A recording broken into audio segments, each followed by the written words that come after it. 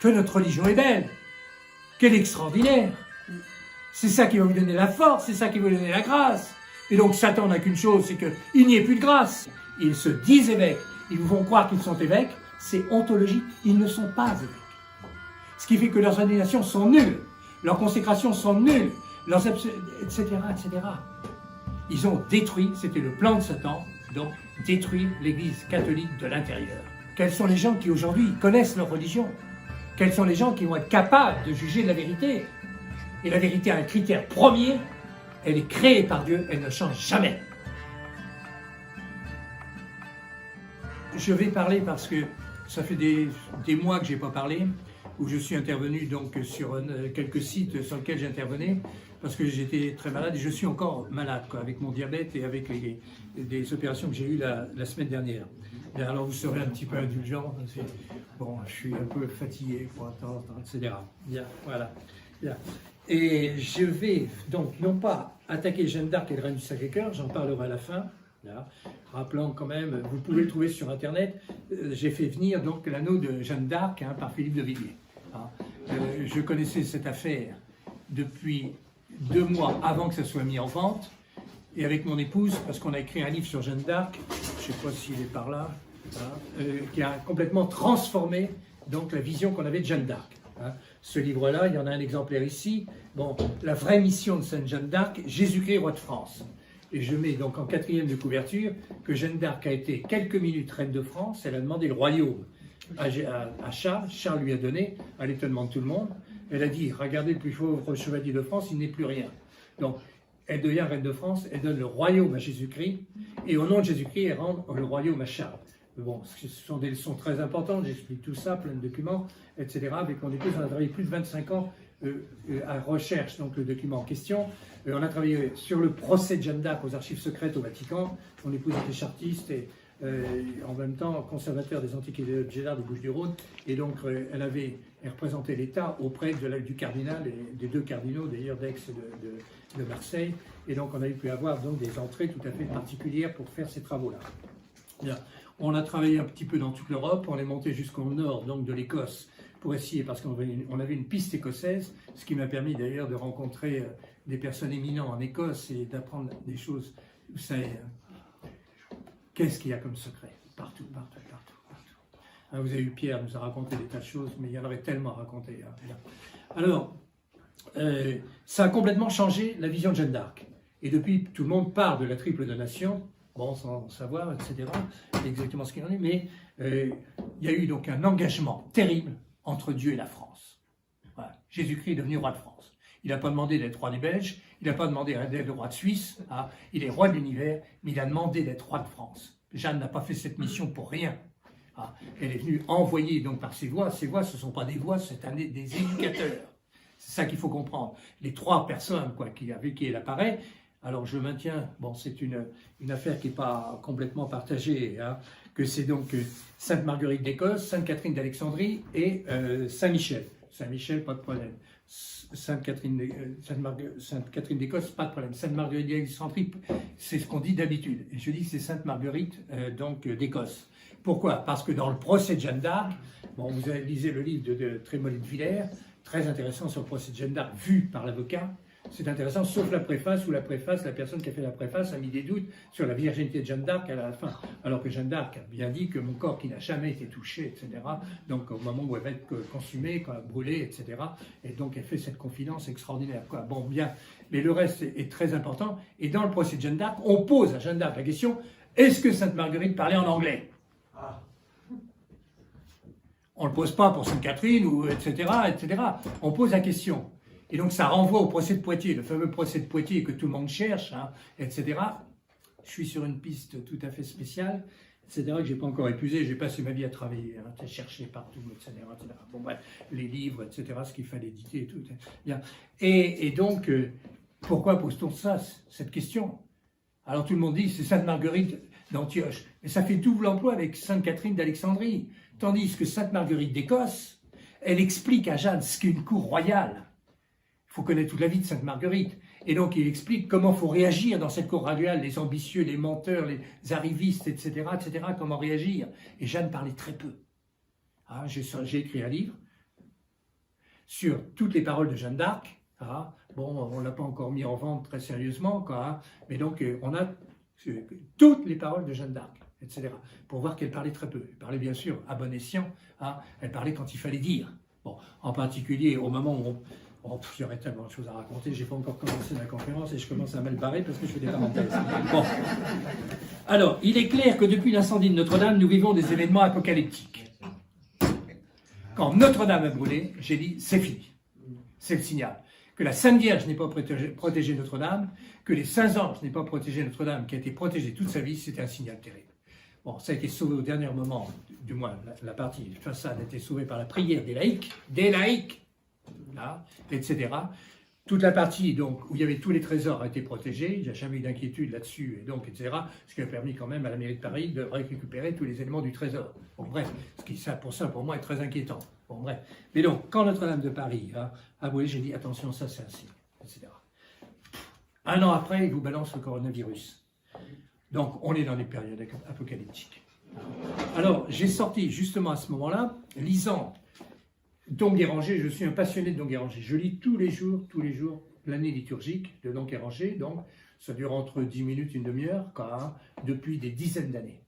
Bon, ça vous forme vraiment une pensée chrétienne, une pensée historique chrétienne, ça vous forme une pensée historique religieuse et une pensée historique de la vie des saints. Nous sommes des chrétiens, n'importe quoi, à notre époque. Tous les gens se disent chrétiens. Hein. Bon, on a connu les chrétiens libéraux, il a fallu que Pinov réagisse très fort. Après, on a connu les chrétiens modernistes, il a fallu que Pinis excommunie les modernistes, etc. On a eu après les chrétiens progressistes. Et maintenant, on a aujourd'hui quelque chose d'extraordinaire, les chrétiens maranes. Ça, c'est Madiran qui est à l'origine de cette affaire. Hein. Marane, ça veut dire être double. Et donc, on voudrait des chrétiens dans la structure conciliaire. Nous allons parler de cette structure conciliaire. Parce que j'ai vécu, j'y peux rien, j'ai été témoin de certaines choses, hein, et donc j'ai vécu des choses très importantes. Donc je vais vous passer le témoignage, et puis vous en ferez ce que vous voudrez. Après, vous faites votre choix. Bon, et moi, je suis de ceux donc, qui ont été élevés dans l'église en ordre. J'ai été élevé par les frères de Saint-Gabriel à Saint-Laurent-sur-Sèvre, etc., dans une famille chrétienne, et tout le vivait comme ça. Est arrivée la crise de l'église quand j'ai eu 20 ans. Et là, on a commencé à dire « Ah, c'est formidable !» Tout le monde nous disait, je me souviens, j'avais fait venir, je préparais Saint-Cyr à cette époque-là, j'avais fait venir Monseigneur Vion pour faire une conférence aux classes prépa de l'église Henri IV à Poitiers. Monseigneur Vion rentrait de la première période du concile, hein, la première étape du concile. Il était, mais, euphorique. Le monde entier va être converti, on va au monde, etc. Tout le monde va se convertir. Nous, on le regardait, on avait 20 ans, on connaissait quand même comment les jeunes réagissaient, etc. Et, tout. Et on savait que tout le monde avait perdu la foi déjà. Ah, d'ailleurs, dès qu'ils ont commencé à ouvrir l'église, tout le monde est parti. Ah, bon, c'était le grand fruit, etc. Bien. Bon. Et alors, ayant vécu tout cela, j'ai fait le combat pendant plus de 50 ans, ce combat qu'on a vécu jusqu'au moment où, à un moment, on a dit on l'arrête. On arrête tous ces changements. Vous avez Yves Chiron qui a écrit un livre très important. Où est-ce qu'il est? Voilà. Hannibal Bugny. Bon, ce livre-là, j'ai pris des tas de notes parce qu'il y avait beaucoup de notes à prendre et ils ont tout transformé. Par tranche de saucisson, pour que ça ne paraisse pas. Bon, on avait 2000 ans de christianisme qui n'avait pratiquement jamais bougé. 2000 ans de christianisme qui avait fait des saints à tour de bras, et pas des saints à la gomme avec des miracles à la gomme comme on fait depuis, etc. On s'appuyait sur quelque chose. On n'est pas nés de la dernière minute, nous les catholiques. Puis tout d'un coup, ils vous changent le vernaculaire, les fins du mariage. J'ai arrêté vite, j'ai fait tout un livre là-dessus, ils ont tout détruit. Ils ont tout détruit, et donc je reprends, je ne sais plus combien j'ai fait de choses pour dire les changements, c'est 180 à peu près. Oui, ah non, je suis même allé plus loin. J'ai donné 287 changements parce que j'étais fatigué. En finissant, d'ailleurs, il n'y a qu'une chose qui n'a pas changé, c'est la quête. Bon, bref, mais là, ce sont les fidèles. Là, ce sont les fidèles qui ont changé parce qu'ils donnent plus. Bon, etc. J'ai arrêté à 287 changements. Par tête de chapitre, vous lirez ça si ça vous intéresse. Ils n'ont pas changé. Ils ont détruit. C'est quelque chose de complètement différent. Hein. Alors que ça soit donc le nouveau catéchisme, les baptêmes, le credo, le pater, la communion dans la main, etc., les nouveaux droits canons, nouveaux chapelets, etc., ne pas plier de genoux après les consécrations, et surtout, bon, ils ont surtout changé la grille amis-ennemis. Ceux qui autrefois étaient amis deviennent des ennemis, comme moi. Je crois, je fais ce qui a toujours été cru et fait. C'est quand même simple. C'est quand même pas compliqué. C'est un choix délibéré. Ça, c'est sûr. Parce qu'on a vu tous les changements. À un moment, on a dit, mais on s'en fout de notre gueule. C'est pas possible. C'est plus la religion catholique. Ils changent tout. C'est encore les catholiques. Le type en blanc, c'est le pape. Enfin, vous êtes cinglés ou quoi? C'est pas parce qu'il porte une robe blanche qu'il est pape. Il faut voir s'il est catholique. Et on se rend compte depuis quand même un certain nombre d'années que les choses s'empirent, empirent et toujours dans le mauvais sens. Ah, alors, et les ennemis sont devenus tous les amis. On en a que pour eux, les musulmans, les juifs, les protestants, etc., etc. Et tout. Mais qu'est-ce qui se passe? Ouvrez les yeux. Il se passe quelque chose de très grave. Et quand, à Saint-Hilaire de Poitiers, puisque nous sommes avec mon frère de la paroisse baptisée à Saint-Hilaire de Poitiers, où était le grand Saint-Hilaire, etc., depuis plusieurs générations, ma famille là. Quand j'ai vu mon vieux curé qui m'a fait le catéchisme, ne pas plier le genou en décembre 1970, ne pas plier le genou après la consécration, j'étais avec mes beaux-frères, j'ai dit ça, jamais. Et on est sorti. Et je n'ai jamais remis les pieds après, donc dans un culte, etc. Mais, ce qu'ils ont changé, personne ne demandait le changement des rituels. Qui demandait le changement des rituels? Des sacrements. Les sacrements, c'est quand même pas n'importe quoi. Et qui a créé les rituels des sacrements? Notre Seigneur Jésus-Christ, entre l'ascension et la résurrection. Entre la résurrection et l'ascension. C'est dit par le pape Léon III, c'est dans le catéchisme de Gaume, catéchisme de Persévérance en 10 tomes quand même, hein. Bon, etc., des choses sérieuses, quoi. Et donc c'est notre Seigneur qui a créé les sacrements. Parce qu'il n'y a qu'un Dieu qui peut créer les sacrements. Alors j'ai écrit tout un livre, hein, de la Passion de notre Seigneur Jésus-Christ, la Passion de l'Église. Hein, c'est mon dernier livre, j'en ai 2 en préparation, là. Hein, un sur Marthe Robin, parce que j'étais le dernier qui a été écouté par la commission de canonisation de Marthe Robin.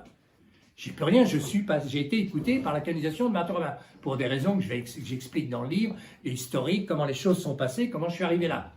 Et ma thèse a été devant donc ces 3 personnes qui étaient là, Monseigneur Le Bourgeois, archevêque émérite d'Autun, Monseigneur Bouvier, l'avocat du diable, et puis un moine d'Hautebelle, qui était ancien père spiritain, qui avait connu mon oncle et parrain, le père Rémy, qui est le plus vieux spiritain actuellement, qui était au Gagatorium des spiritains, donc à Paris, à 96 ans. Bon.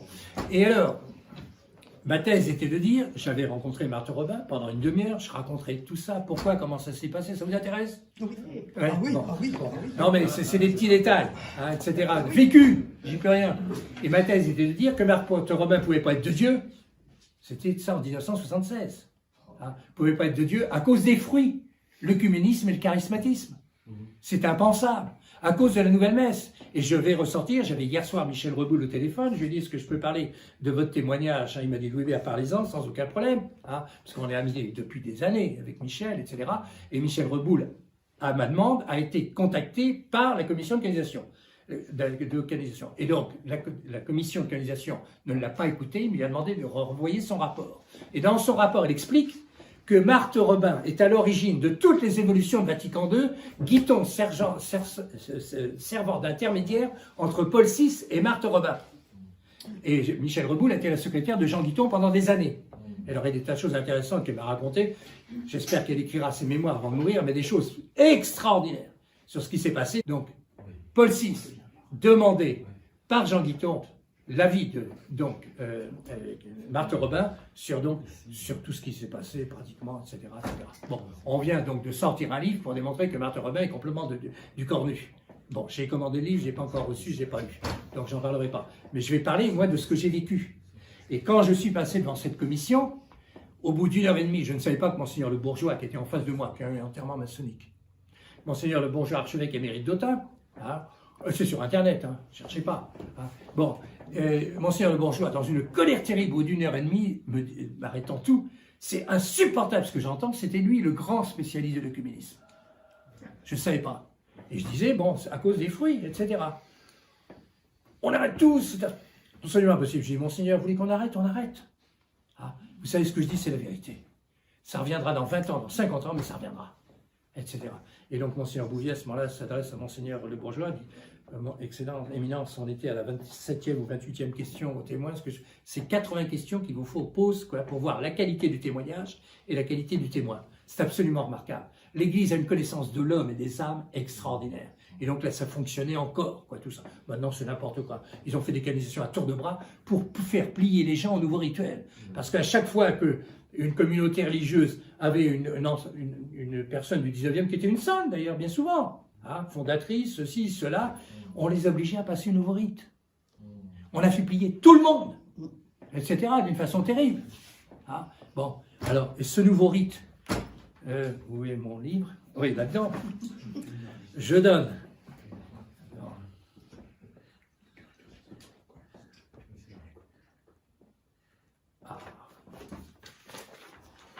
J'aurais mieux fait de suivre mon plan, j'ai noté tout ça.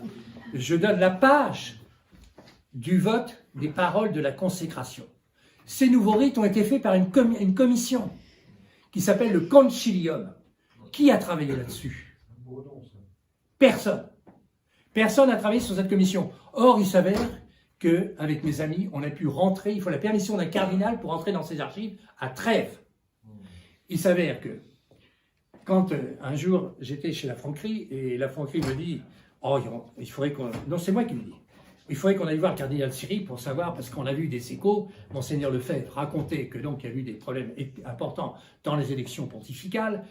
On savait par le prince Cotersco, j'ai hérité du prince Cotersco. C'est moi qui ai hérité de sa sacoche. C'est Madame Buisson qui m'a donné ça. Madame Buisson était la femme du général Buisson qui avait pour mission de recevoir de la part de l'État toutes les autorités qui venaient en France pour une raison ou pour une autre. C'est comme ça qu'il a accompagné Jean XXIII et qu'il l'a vu rentrer en loge. C'est comme ça, etc. Là, il n'y a pas de témoin. Madame Buisson m'a raconté tout ça. Après, les gens racontent ce qu'ils veulent. Je vous raconte ce que je sais.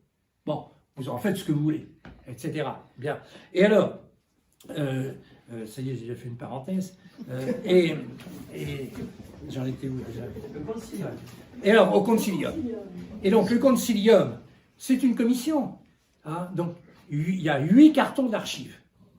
On a pu rentrer parce que donc, ayant été, alors on parle avec la Franquerie, d'aller chez Siri pour donc savoir discuter un peu avec lui. C'était fin novembre. Arrive Noël, pas de réponse. Arrive fin janvier, pas de réponse, on dit c'est cuit. Puis tout d'un coup, le vendredi saint, ça passe au mois de Pâques, etc. Tout, il téléphone à la Franquerie, le cardinal Siri, en disant moi je suis d'accord pour vous recevoir lundi de Pâques. La Franquerie m'appelle, je lui dis non, on ne peut pas. Il y avait un problème donc géographique, etc. Proposez-lui le vendredi après l'Ascension. La Franquerie vient de loger chez moi à Lyon, j'étais lyonnais à l'époque. D'ailleurs, il voit ma bibliothèque. Bon, j'avais une énorme bibliothèque connue de tous les spécialistes, de 40 000 livres, où j'ai étudié beaucoup de points, quoi. Et il était en admiration devant certains des livres qu'il avait cherchés partout. Alors que lui aussi avait une énorme bibliothèque et toute lue. J'ai fait photocopier sa bibliothèque par un ami. Alors, il m'a dit, j'ai pas coupé une page. Parce que donc, quand je l'ai envoyé dans d'autres lieux pour faire des microfilms de tous ces livres, parce que c'était le premier trésor qu'il fallait faire, quoi. Sauver ce qu'il y avait à sauver. C'est comme ça que j'ai racheté dans les Emmaüs, dans des séminaires, des tas de choses, etc. Et après, je les ai lus. Qu'est-ce qu'il y a Concilium. Bien. Et alors, on va chez Siri. Bon. Et là, on piège le cardinal Siri et on est la preuve qu'il avait été élu pape. Je ne vous raconte pas les détails, c'est important, mais on va arriver à Concilium. Apprenant ça, j'écris ça dans un petit bulletin. 8 jours après, la Franquerie me téléphone en disant « Monsieur Rémy, c'est fini entre nous, on avait convenu qu'on ne parlerait pas de ça, etc., etc. » et tout. Mais quand je suis rentré, j'avais à l'époque comme directeur de conscience Monseigneur Gérard Deslauriers, qui me dit « Louis Bert, non, il faut absolument l'écrire, ce que vous avez attendu, etc. » Et parce que Siri a dit « Je suis tenu par le secret ». Mais il n'était pas du tout tenu par le secret. Le secret, c'est dans l'Église en ordre. Quand l'Église en désordre, quand on apprend des choses dans l'Église en désordre, on le crie sur les toits, dit notre Seigneur. Donc il faut savoir appliquer ces deux principes très différents, etc. Alors j'écris ça, et hop, ça a été diffusé en Allemagne, en Espagne. Vous savez que l'Espagne est le pays du monde où il y a le plus, on parle la langue espagnole dans le plus autour du monde, en Amérique, etc. Et un jour, Mel Gibson, donc sur initiative de Hutton Gibson, donc qui voulait, Hutton c'est le père de Mel, voulait donc absolument convertir son fils, etc., etc. Donc j'ai été invité 8 jours chez Mel. J'ai passé 8 jours avec Mel Gibson. Je me suis fait accompagner donc 4 amis exactement, 3 amis, on était 4. Hein. Bon. Pour parler de tas de choses, tous les matins on prenait le petit-déj, on était une 50aine de personnes du monde entier. Et c'est très bizarre parce que, je vous raconte ces anecdotes, ça vous intéresse? Oui, oui. Bon, bien. C'est des choses vécues, j'y peux rien. C'était la semaine où Jean-Paul II est mort. Et donc, le matin on prenait toujours le petit-déj entre Mel et un ami, etc. Et moi, quoi. Et puis Mel lui dit, hier soir j'ai reçu un coup de téléphone de George Bush pour nous inviter il l'invite à venir l'accompagner à Rome pour l'enterrement de Jean-Paul II. Je dis, Mel, on y va. Hein, tu as toutes les télévisions du monde entier, tu loues un hall d'hôtel, sur un coup de sifflet tout le monde vient, etc. Et puis on leur casse la baraque. Bon, bref, il n'a pas voulu rester avec nous. Bon. Et alors, de cela, il y avait un prêtre. Bon, les Français, on était 4, il y avait Hutton juste à côté, et puis un prêtre qui était là. Et les Français, ils se marrent tout le temps. Bon, ils ont toujours un mot pour rigoler, quoi. Surtout quand on est en Amérique. Ils sont cons, ces Américains. C'est effarant. Ils ne connaissent rien, mais c'est effarant. D'ailleurs, il y a un prêtre, il y a des participants qui disent, mais il y en a marre de vos ordinateurs, etc. Vous êtes toujours en train de regarder votre ordinateur et ceci. Alors je lui réponds, oui, parce qu'à Vatican II, on n'était pas prêt, mais pour Vatican III, on est prêt. Bon, etc. Et alors, ce père Adam prend la parole une demi-journée avant nous, parce qu'il prenait l'avion plutôt que nous. Et il commence par dire, ici, c'est les Français qui ont raison. Parce qu'on a énormément travaillé.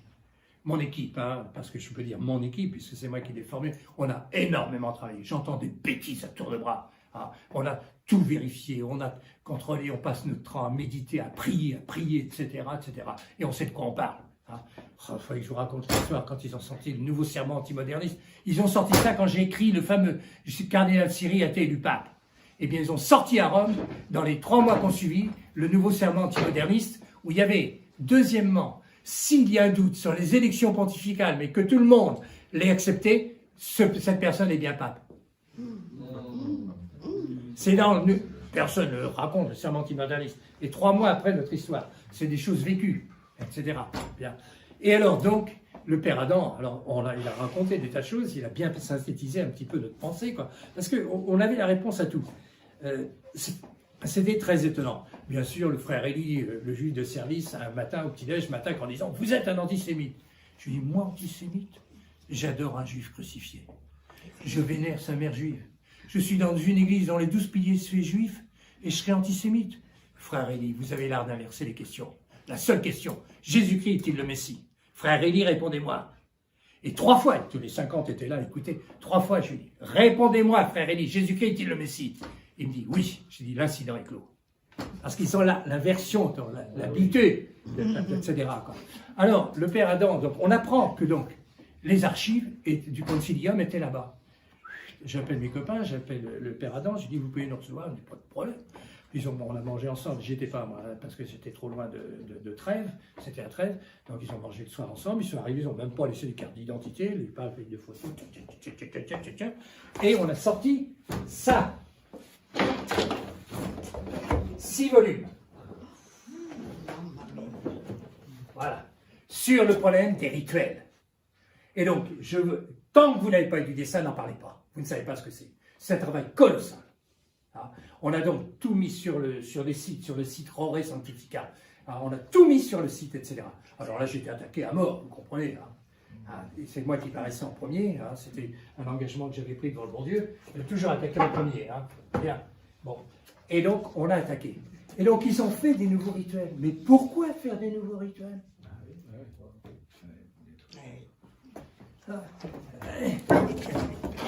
Voilà. Alors, et qui les a fait? Personne ne se pose la question. Et nous avons travaillé le dernier rituel, parce que donc, mince, où est le livre de... oui, le livre de Ménini. Chiron parle de tous les rituels, sauf du rituel du sacre des évêques. Parce que c'est le dernier. C'est celui qui est en bout. c'est celui qui allait tout sans changer. Parce que le rituel du sacre des évêques est ontologiquement nul. Ils se croient évêques, ils se disent évêques, ils vous font croire qu'ils sont évêques, c'est ontologique, ils ne sont pas évêques. Ce qui fait que leurs ordinations sont nulles, leurs consécrations sont nulles, etc., etc. Ils ont détruit, c'était le plan de Satan, donc détruire l'Église catholique de l'intérieur. Bien. Alors,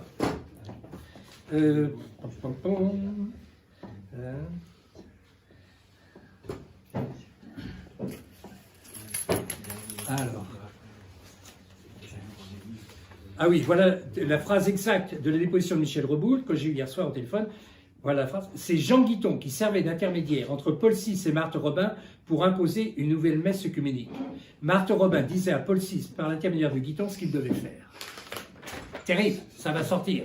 C'est mon prochain livre, il est presque prêt. Hein. J'attends de recevoir le dernier qui est sorti pour voir ce qu'il y a dedans. Hein, et là, je vais rajouter donc un certain nombre de choses, de témoignages très importants.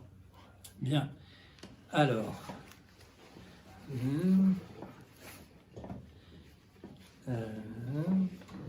Résumé donc de la lettre du travail de Rore Sanctifica. C'est donc là, à la page. Ça va être un petit peu long, je vais vous le lire, parce que c'est trop important. Tout a été pesé avec... on ne travaille pas tout seul, on travaille avec des théologiens, avec des tas de gens, etc. Il y a des gens quand même qui ne peuvent pas se mettre en avant pour des raisons, qui les regardent. C'est Louis Bérémy qui a été mis en avant. Vous n'êtes pas obligé de me croire sur parole, mais c'est tout.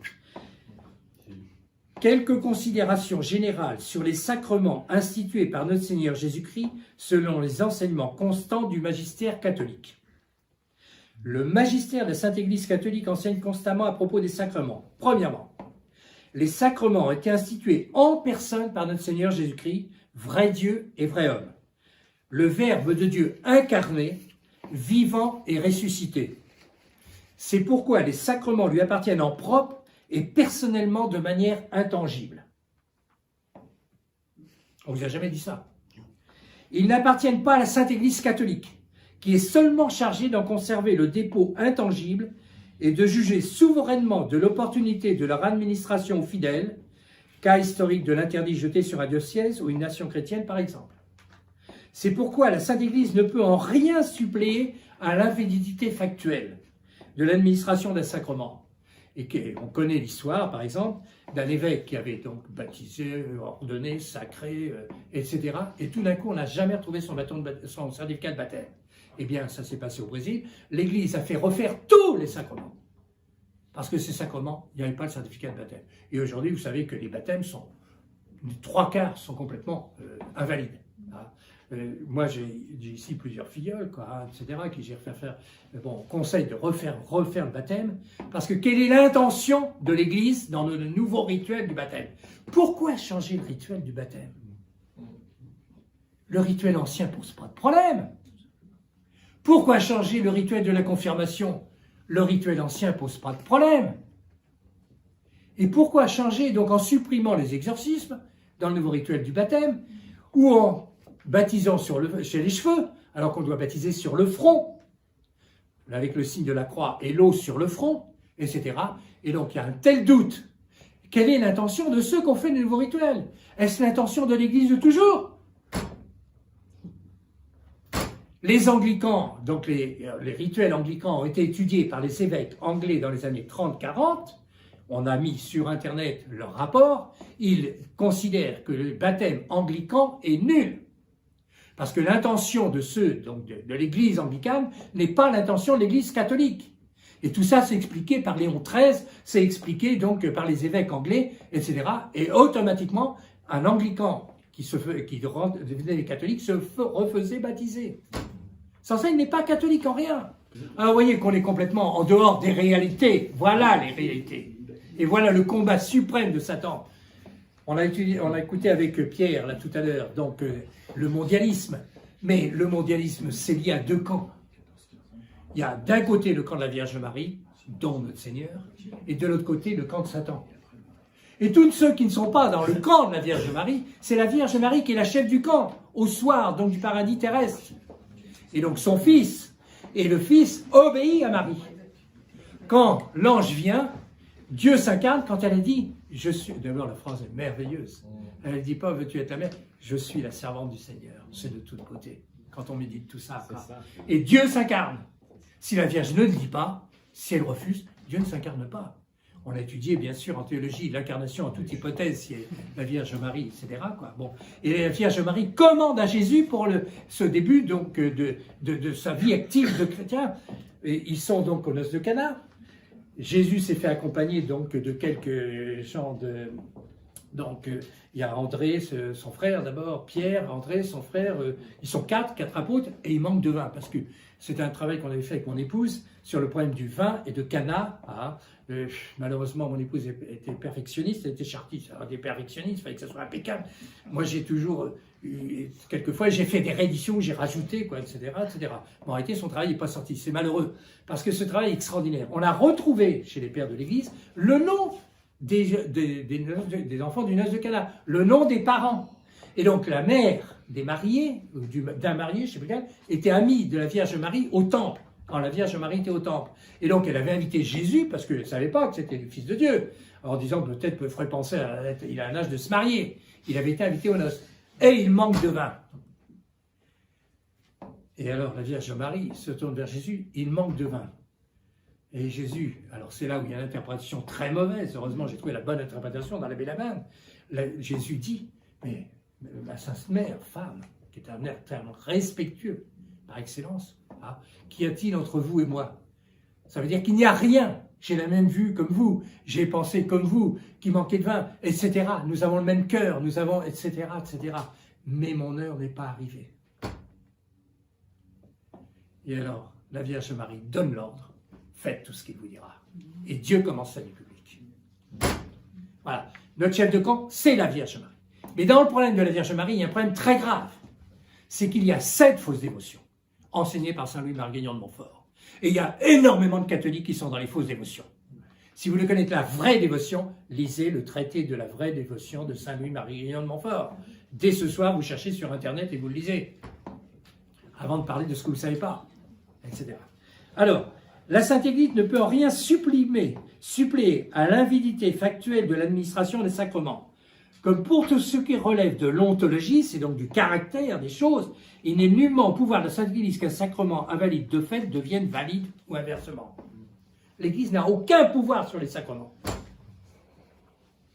C'est les pères de l'Église, vous avez tout, etc. Deuxièmement, la Sainte Église catholique de notre Seigneur Jésus-Christ, religion de l'incarnation du Verbe de Dieu. Nous sommes dans une religion incarnée. C'est une religion qui doit être, qui fait qu'on vit. On vit sa vie chrétienne. Et qu'on a formé des prêtres qui sont philosophes, qui sont donc des intellectuels. Ils nous ont fait une religion intellectuelle. Il y en a marre. Bien, etc. Et donc, nous sommes une religion vécue. La prière du matin, les bénédicités, les grâces, le chapelet, l'examen le soir et la prière du soir. Si vous ne faites pas ça, vous n'êtes pas catholique. Vous êtes un catholique blême, BLM, bourgeois libéral mondain. Bon, c'est l'équipe qui allait à la messe de midi, etc. et tout, après avoir dansé toute la nuit, etc., etc. Et le bon Dieu est en train, va faire, ce qui se passe actuellement, c'est la justice de Dieu. Lisez donc ce livre-là. Qu'est-ce que c'est que la justice de Dieu? C'est le 7e dimanche après la Pentecôte. C'est pas moi qui parle, c'est Don Guéranger. J'ai copié intégralement. La justice de Dieu est terrible quand elle passe. Quand elle est passée sur Louis XVI et les Bourbons, il vient de sortir un livre extraordinaire sur Louis XVI, l'intrigant. Je l'attends, là, j'ai commandé, etc. J'ai des échos des gens qui l'ont lu, absolument pour montrer que Louis XVI n'est pas du tout le personnage qu'on nous a présenté. Et donc, il y a toutes les correspondances de Louis XVI, jeune, avec une protestante dont il était amoureux, etc. Il va falloir réécrire, donc, etc. Déjà, Louis XVI est un homme, c'est un pauvre type. Pourtant, courageux, etc. Et tout. Mais il n'a pas fait ce qu'il fallait faire. Le problème du sacre de Louis XVI, et son testament est lamentable, c'est un testament de bourgeois, c'est pas un testament de chrétien. Il dit, si mon fils a le malheur de régner, pendant que Saint Louis dit, si mon fils a la grâce de régner. On a d'autres dimensions, on n'est plus du tout dans les mêmes choses, etc. Et donc les Bourbons avaient tellement trahi que toute la France prie, les monastères prient, tout le monde prie. Et Louis XVI, guillotiné. Et Louis XVII, un martyr terrible. Chaque fois que je médite sur le martyr de Louis XVII, c'est terrible, terrible, terrible, terrible, terrible. c'est la justice de Dieu. Vous lirez ce que Don Guéranger explique sur la justice de Dieu. Quand la justice de Dieu vient, on ne peut rien y faire. Et alors après, il explique la justice de Dieu dans le sac de Jérusalem. Donc, le 8e dimanche et 9e dimanche après la Pentecôte. Bon, je réécris donc intégralement, pas un mot de plus, hein, etc. Et vous verrez le sac de Jérusalem. C'est horrible. C'est effrayant. Hein. Par donc phases successives, d'abord les Galiléens, ensuite les grands prêtres, ensuite les pharisiens, etc., etc. Tout le monde y passe. Je cite quand même, je fais référence à un livre que j'ai fait rééditer chez Saglio, hein, l'ouvrage de Georges Grandjean, La destruction de Jérusalem, le premier pogrom. Ce livre de Georges Grandjean est bourré de... C'est un livre qui a fait une étude sur le sac de Jérusalem, énormément de faits, hein, de noms de personnes, etc. Bon, lui, il n'a pas la vision surnaturelle qu'a Don Guéranger. Mais au niveau, donc, événement, c'est extraordinaire. Bon, bref. Alors, de toute façon, ça finit toujours dans la justice de Dieu. Dans ce livre-là, je parle donc du problème de la sodomie chez les prêtres. Je parle du livre de Gomorrhe, Saint-Pierre d'Amiens. Première fois que ça a été édité en français. On a vendu d'ailleurs des tas de séminaires. Un séminaire à Paris, tout ça, etc. Ils nous ont commandé. Ça s'est diffusé un peu partout. Bon, Saint-Pierre d'Amiens, livre de Gomorrhe. Là-dedans, Saint-Pierre d'Amiens qui est un monument. Il faut savoir la vie de Saint-Pierre d'Amiens. Dans ce livre de Saint-Pierre d'Amiens, il explique qu'un évêque qui ne met pas, en général, quand un prêtre a touché, bon, quand même, hein, quand ils sont occupés d'enfants, vous avez eu l'histoire de l'abbé de Maillard, hein, de la fraternité Saint-Pédis, là, qui est sortie il y a 8 jours. Bon, 19 enfants qui ont été pervertis. Alors, il y a un type qui m'écrit, Louis Hébert, pourquoi vous faites savoir ça? Mais faites savoir ça. Mais notre Seigneur est terrible. La phrase la plus terrible des évangiles. Qu'on lui mette une corde autour du cou et au fond de la mer. Quand on pervertit un enfant sans défense, c'est des enfants marqués à vie. Je connais donc des trucs sur des écoles tradies en Amérique. Les parents ne veulent pas que les enfants portent plainte parce que les enfants sont détruits par les psychiatres, les machins et ceci et cela. Mais les faits sont réels. Et là, on ne peut pas comprendre ça. J'explique ça dans ce livre-là, toujours pareil. Le Romains 1, 18, 34. 1, 18, 32. 14 versets par saint Paul pour expliquer ce que c'est que la sodomie. La sodomie, c'est le châtiment des personnes qui ont fait le péché contre le Saint-Esprit. Il y a combien de péchés contre le Saint-Esprit? Qui connaît ça? Vous avez 6 péchés contre le Saint-Esprit. Vous avez ça dans tous les catéchismes d'avant, les péchés contre le Saint-Esprit. Et puis vous avez les péchés qui demandent la vengeance particulière de Dieu. J'explique tout ça, je vous donne tout ça, etc. Et donc, aller contre la vérité connue, c'est le pire péché contre le Saint-Esprit. Personne ne va discuter les mathématiques. Quand j'étais prof au Sahara, mes lettres de seconde, j'expliquais les mathématiques, c'était la plus grande preuve de l'existence de Dieu. Il faut que ça soit construit en une seconde. Sans ça, rien fonctionne. Avec 10 chiffres, enfin 10 signes, 1, 2, 3, 0, plus, moins, divisé, multiplié. 14 chiffres, vous avez toutes les mathématiques. Bon, qui? Alors un jour, j'étais dans un gîte rural, je raconte, et il y en a qui l'ont déjà entendu, mais ceux qui l'ont pas entendu vont l'entendre. J'étais dans un gîte rural, et puis je prenais le petit-déj avec le patron, j'ai dit, qu'est-ce que vous faites? Il me dit, je suis expert comptable. J'ai dit, bah tiens, vous allez me répondre à une question qui je me suis toujours posée, qui a inventé les mathématiques? C'est le hasard. Je lui dis, quoi, vous, expert comptable, le hasard? Alors que vous n'êtes pas si au centime près, machin, etc. Tout, vous faites les additions quand c'est mal fait. Et quand on lui est posé 3-4 fois la question, il m'a dit, monsieur, vous venez de détruire ma vie. Textuellement, je suis vénérable de loge, il n'y a qu'un Dieu qui peut créer des mathématiques. Oups. Et il m'a invité après à venir, bon, c'était loin de mes bases, je ne suis jamais retourné, etc. Il m'a dit, je vous invite, on discutera, etc. etc. Et s'il faut savoir poser les bonnes questions, il faut savoir regarder, réfléchir. Les gens disent, change les rituels, change les rituels, change les rituels. Vous êtes cinglés ou quoi? Et alors là-dedans, je donne la page des paroles de la consécration qu'on a photocopiées. C'est en latin. La page y est. Les paroles de la consécration votées mot par mot. Là, j'ai fait une 50aine de fois les exercices de Saint-Ignace dans ma vie. Pour vous dire, bon, on le faisait tous les 6 mois quand on démarrait. J'avais 20 ans, c'est Jacques de Belguelièvre, pour qui j'ai une vénération extraordinaire, quoi, qui me dit, Louis Hébert, parce que j'étais chef de troupe où son fils était scout, et il me dit, Louis Hébert, il faut que vous allez à Chabrol. Bien, mon capitaine. Je suis allé à Chabrol, je suis parti 3 jours avant pour essayer d'arriver en mobilette.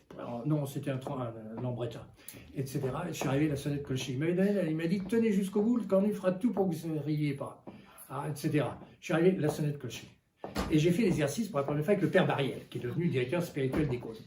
Et le Père Bariel nous a enseigné, la seule chose, votre seul critère, c'est la vérité. Voilà, en tout. C'est pas l'obéissance, c'est pas les magouilles. Qu'est-ce que c'est que la vérité? Il y a un seul homme au monde qui a dit « je suis la vérité ». Il n'y en a pas deux.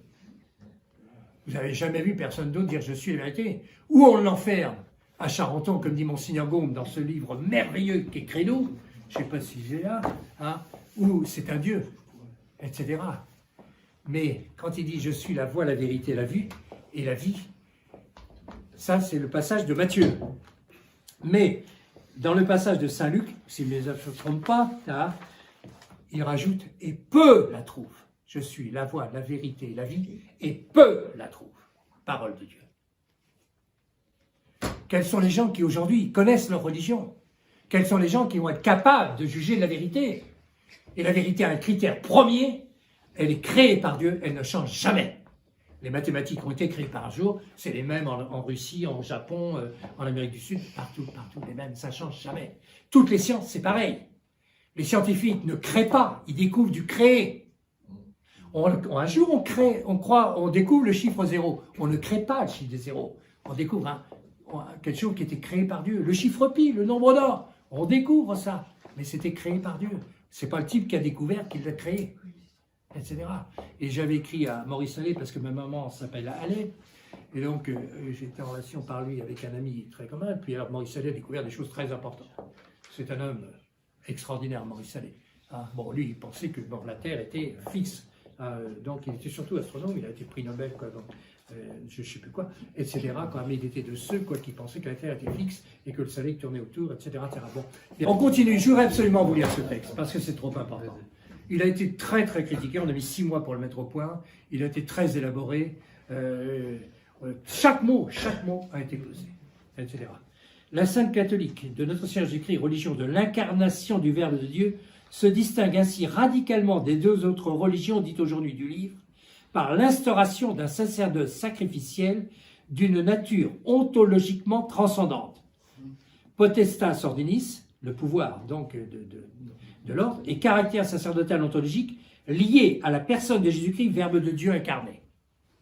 Conféré sacramentellement par la consécration sacramentelle épiscopale et l'ordination sacramentelle presbytérale à un clergé de grands prêtres et prêtres sacrificateurs. Quand on médite le rôle du prêtre, on comprend quand le curé d'Ars dit les anges plient le genou devant un prêtre au lieu que ce soit l'inverse, etc. Si on connaissait les dimensions de ce que représente un prêtre, du pouvoir d'un prêtre, il vous absout vos péchés. Au nom de Dieu. Il parle au nom de Dieu. Il a le pouvoir de parler au nom de Dieu et de dire « tu es pardonné ». C'est quelque chose de fabuleux. Enfin, qui d'entre vous n'a pas péché? Qui d'entre vous moi, j'ai perdu mon épouse, et donc j'ai vécu cette agonie. J'étais complètement, j'ai jamais vécu la mort près de moi. Mon père a 320 descendants, il n'y en a pas une dizaine de morts, etc. Bien. Et j'avais jamais vécu. J'étais complètement perdu. Je ne savais pas ce qu'était la maladie, je n'avais jamais vécu ça, etc., etc. Et quand je voyais mon épouse, j'étais complètement anéanti. Et puis je priais, le bon Dieu, je disais qu'est-ce qu'on peut faire. On demandait conseil, etc. Avec ce cancer, les toubibs ne connaissent rien dessus, ils sont complètement perdus. J'ai tout entendu, n'importe quoi. Les escrocs, tout ça. Enfin, Eh bien, le grand prêtre est un prêtre sacrificateur. C'est sur lui que donc il va y avoir l'incarnation à la Sainte Messe, que donc Dieu va être présent dans la Sainte Hostie et dans le calice, et que donc vous allez communier à un Dieu. Que notre religion est belle, qu'elle est extraordinaire. C'est ça qui va vous donner la force, c'est ça qui va vous donner la grâce. Et donc Satan n'a qu'une chose, c'est qu'il n'y ait plus de grâce. Il a réussi. Et plus de sacerdoce. Il n'y a plus de sacerdoce. Détruire le sacerdoce pour détruire la grâce. Et plutôt béni dans la Vous avez 50% des jeunes prêtres mariés, ordonnés dans le nouveau rite qui défroquent dans les 5 ans. Ils ne tiennent pas. C'est surnaturel. Et si vous allez à des messes, vous allez n'importe quoi, etc. Vous n'aurez pas de grâce. Vous n'avez même pas la grâce de voir. Personne ne vous parle des réalités. Vous avez entendu tout ça, jamais?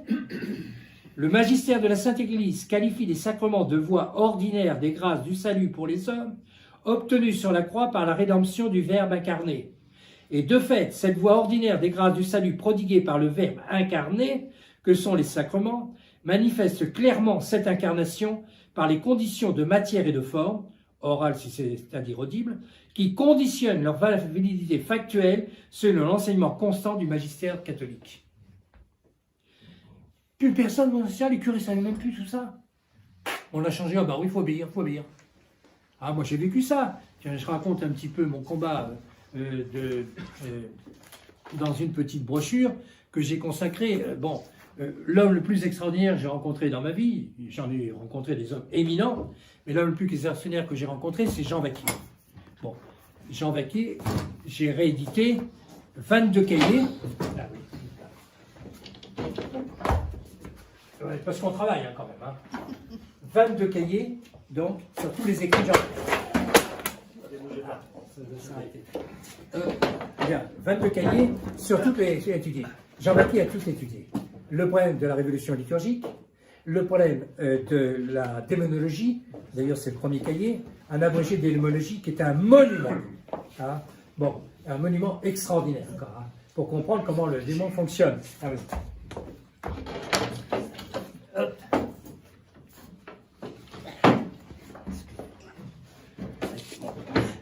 Il a étudié toute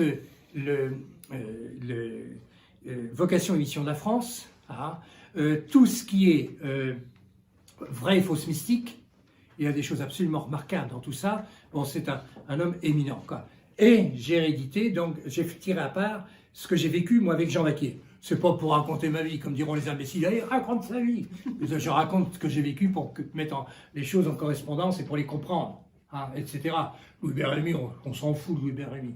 C'est ce qui les ennuie, c'est pour ça que j'ai tant d'ennemis. C'est parce que donc, je dis un certain nombre de choses, un certain nombre de vérités. Bien, bon.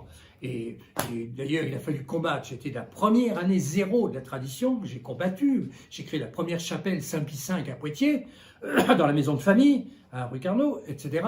Et après, il a fallu, 25 ans après, reprendre le même combat contre les clercs, les nouveaux clercs, soi-disant bien. Il a fallu reprendre les mêmes choses. Alors, quand c'est arrivé, bon, j'avais malheureusement un directeur de conscience, l'abbé Vérité, pour qui j'ai une vénération. Pour ceux que ça intéresse, j'ai fait une apologie de l'abbé Vérité qui a l'air de plaire, parce que je l'ai envoyé sur Internet il y a quelques jours, pas quelques amis, quoi. Mais l'abbé Vérité me disait, Louis-Pierre, il faut attaquer, il faut combattre, il faut combattre, il faut combattre. Bon, combattu, etc., quoi. Bon, et donc il m'a relancé, et donc, alors je me suis fait des ennemis de tous les curés. Bon, et donc, on vous racontera depuis l'ami l'autre jour qui parle de moi après de la fatigué. Oh, Rémi, mais c'est un fou.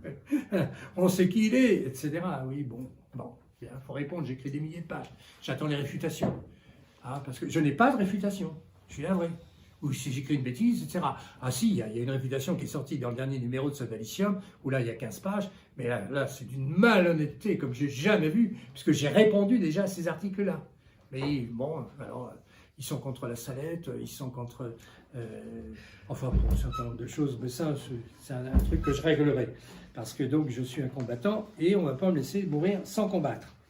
Alors, lorsqu'un sacrement est administré selon un rite sacramentel valide, reconnu de tout temps par la Sainte Église, intégralement accompli, par un clerc qui en possède bien la potestas ordini, le pouvoir, voire par un laïc pour le baptême catholique, ce n'est pas l'administrateur du sacrement, le clerc, voire le laïc dans le cas d'un baptême ou les époux dans le cas du mariage, qui agit sacramentellement et ontologiquement lui-même, mais c'est notre Seigneur Jésus-Christ, le Verbe de Dieu incarné, vivant et ressuscité, qui agit en personne sur la personne même de l'impétrant. C'est directement Dieu qui intervient par son sacrement, ou du récipiendaire pour effectuer et réaliser les dons signifiés par le sacrement. C'est parce que par le sacrement, c'est notre Seigneur Jésus-Christ, le Verbe de Dieu incarné, vivant et ressuscité, qui assume en personne les paroles publiques du rite du sacrement pour accomplir sur la personne même du récipiendaire les effets signifiés par le rite, et tout particulièrement par sa forme sacramentelle essentielle, que cette dernière doit être dépourvue de toute ambiguïté éventuelle dans la désignation de tous les effets du sacrement, à peine d'invalidité du sacrement. C'est l'enseignement constant de l'Église. Il faut qu'il n'y ait aucun doute sur un sacrement. Il n'y a pas de suppléance, c'est pas possible. Notre Seigneur Jésus-Christ qui a déclaré « Je suis la voie, la vérité, la vie », ayant aussi déclaré « Je hais la parole à double sens », ne saurait en effet en aucune manière assumer un rite sacramentel adultéré et pollué par une ambiguïté quelconque dans sa forme essentielle, qui doit exposer clairement et de manière univoque tous les effets du sacrement. C'est aussi pourquoi la présence ou non de la grâce sanctifiante, voire même celle de la foi, dans l'âme de l'administrateur du sacrement qui en possède bien la potestas ordinis et qui respecte intégralement le rite catholique valide reconnu de tout temps par la Sainte Église, n'importe nullement à la validité ou l'invalidité du sacrement qu'il administre ainsi, ni même non plus son intention personnelle intérieure et non manifestée. Et je donne dans un autre texte, etc., Spirago qui explique que même si le prêtre est indigne, il a pouvoir de la consécration à lui. Bon, après, il fait un péché mortel lui-même, enfin ça c'est autre chose. Mais il a pouvoir, etc. L'intention sacramentelle assumée par notre Seigneur Jésus-Christ en personne étant celle manifestée par la récitation de la forme sacramentelle essentielle valide du rite sacramentel. Il faudra que vous relisiez avec attention tous les mots, les pesées, etc. Tout. Alors que la question de l'intention intérieure et non manifestée de l'administrateur légitime du sacrement, selon le rite reconnu de tout temps par la Sainte Église, et intégralement respecté ne conditionne nullement sa validité, il n'en va pas du tout de même concernant l'intention des réformateurs des rites sacramentels catholiques. Ceux qui ont fait quelque chose ici. Votez les paroles de Sainte Consécration. 48% non, 52% oui, mot par mot. Je mets la page où c'était. Effarant. Ils ont supprimé donc un passage essentiel de la consécration. Bien au contraire, si quelques réformateurs que ce soit modifient la formulation d'un rite sacramentel valide traditionnel par du suppression ou des ajouts, et a fortiori, comme c'est le cas pour le nouveau rite latin de la consécration sacramentelle épiscopale imposé à l'Église catholique depuis le 18 juin 68 par Montigny Paul VI, remplace entièrement le rite valide traditionnel par un nouveau rite. Parce qu'ils auraient pu laisser deux rites. Pourquoi pas? S'ils avaient été honnêtes. Mais non, ils imposent un nouveau rite et ils combattent à mort l'ancien. C'est pas dis-moi qui tu aimes, c'est dis-moi qui tu es. Pour savoir qui est quelqu'un. Qui ils ont combattu? C'est effarant. Alors, tout fait avéré, document, allocution, déclaration publique qui amènerait à devoir constater de la part du réformateur quel qu'il soit une intention quelconque acatholique, voire non catholique, et a fortiori anti-catholique, du réformateur du rituel sacramentel conduirait à devoir conclure à son avidité certaine. Notre Seigneur Jésus-Christ, le Verbe de Dieu incarné, vivant et ressuscité, ne saurait en effet en aucune manière être supposé assumer un rite sacramentel ainsi adultéré par un réformateur quel qu'il soit, dans une intention prouvée être étrangère, voire contraire, c'est-à-dire hostile à la sienne qui est aussi celle de la Sainte Église. C'est pourquoi la profession publique officielle du prêtre lazariste Annibale Bugnini, publiée le 15 mars 65 par l'Osservatore Romano, journal officiel du Vatican, personnage qui avait été nommé par Montigny Paul VI, secrétaire général du Concilium liturgique, institué un an plus tôt, le 25 mars 64, en application de la constitution dogmatique Sacro Sanctum Concilium, laquelle promouvait la réforme de la liturgie latine de l'Église catholique, c'est-à-dire constituer ainsi le chef des équipes des réformateurs liturgistes conciliaires. Et alors voilà la profession publique. Nous devons dépouiller nos prières catholiques et la liturgie catholique de tout ce qui pourrait représenter l'ombre d'une pierre d'achoppement pour nos frères séparés, c'est-à-dire pour les protestants. C'est pas rien, hein? Ouais. Y compris donc dans les termes de la nouvelle forme sacramentelle essentielle de la consécration épiscopale définie par Montigny Paul VI dans Pontificalis Romanis le 18 juin 68. Suffit à elle seule à invalider en toute certitude les rites sacramentels adultérés ou remplacés selon cette intention anticatholique ainsi publiquement professée, et tout particulièrement toute la réponse du rite latin des saints ordres promulgués depuis le 18 juin 68, etc. Voilà. Bon, donc, c'est incontournable, quoi. Qu'est-ce que vous voulez? Vous ne pouvez pas répondre à ça, c'est irréfutable. Bon. Ça a été confirmé en plus par les actes d'un colloque universitaire qu'a eu à Laval, au Québec, en 2014, dont les actes n'ont sorti qu'en 2018. Bien sûr, le bouquin est à vendre 130 € pour que personne ne l'achète. On l'a acheté. Il y a tout un chapitre pour expliquer qu'il discrédite le pseudo-texte sur lequel repose le nouveau rituel des sacres des évêques épiscopaux de rite latin depuis 68, qu'on appelle la tradition apostolique d'Hippolyte de Rome de Dombotte, qualifié de document fantôme. On avait déjà, nous, travaillé ça dans Rore Sanctifica. On l'a déjà prouvé par le travail, je ne sais plus, d'un autre universitaire très brillant qui avait montré que c'est cette tradition d'Hippolyte sur laquelle s'appuie le nouveau rite. Vous prenez tous les textes, etc. À Strasbourg, on enseigne, il y a tout un enseignement sur de nouveaux rites, tradition apostolique, etc. Et cette tradition apostolique n'existe pas. Par les meilleurs spécialistes du monde. J'ai un ami qui est professeur à Laval, au Québec. Je lui ai dit, mais qui sont les gens conseillés? Il m'a dit, c'est les meilleurs spécialistes du monde. Et c'est les types, ils disent, ça n'a jamais existé. Bon. Alors après, le père Pierre-Marie, qui avait compris notre travail, d'Avrier, qui avait compris notre travail sur le problème, on avait donc présenté tout ça, et au début avait appuyé notre travail, après fait marche arrière. Alors, il y a eu quelques réactions au concile, j'y pense, Annie, j'y pense. Bon, il y a eu quelques réactions au concile. Bon, vous avez d'abord cet énorme travail qui vient de sortir. Ah, ça va tomber. Bon, enlève-les. J'en ai plus besoin, enlève-les. Mets-les à plat. Bon, ça vient de sortir, je viens de le recevoir. Donc, c'est un de mes amis qui a fait ça, Philippe Roy, qui a fait sa thèse donc, sur le Cetus International Patrum. Le Cetus International Patrum, c'est-à-dire l'équipe qui, au Vatican, au Concile Vatican II, a donc réagi contre Vatican II. C'était dirigé par Monseigneur Castromeyer, Monseigneur Lefebvre, Monseigneur...